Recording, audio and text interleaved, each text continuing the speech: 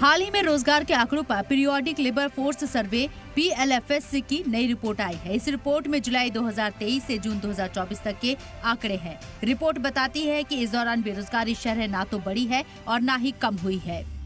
2023-24 में मुल्क में काम करने लायक आबादी 60% थी, जबकि 58% से ज्यादा आबादी के पास काम था। वहीं काम करने लायक आबादी में से 3.2% के पास कोई रोजगार नहीं था। रिपोर्ट के मुताबिक हिंदुस्तान की अक़लियत आबादी में बेरोजगारी में इजाफा हुआ है।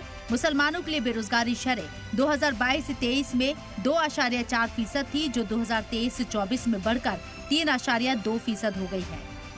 हालांकि जॉब करने वाली मुस्लिम खवातीन की तादाद में 6 साल में 2 गुने से ज्यादा इजाफा हुआ है।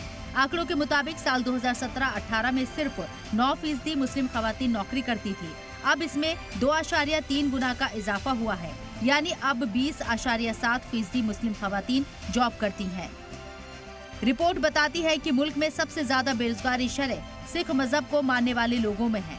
2023-24 में हिंदुओं में बेरोजगारी शरह 3.1%, मुसलमानों में 3.2%, सिखों में 5.8% और ईसाइयों में 4.7% थी। वहीं हिंदुओं की 45%, मुसलमानों की 37%, सिखों के 42% और ईसाइयों की 45% आबादी कामकाजी है।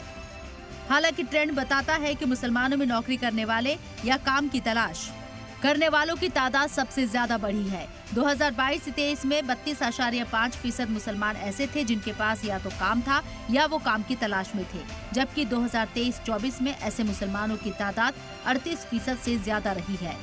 सलाम टीवी के लिए नदीम अहमद की रिपोर्ट।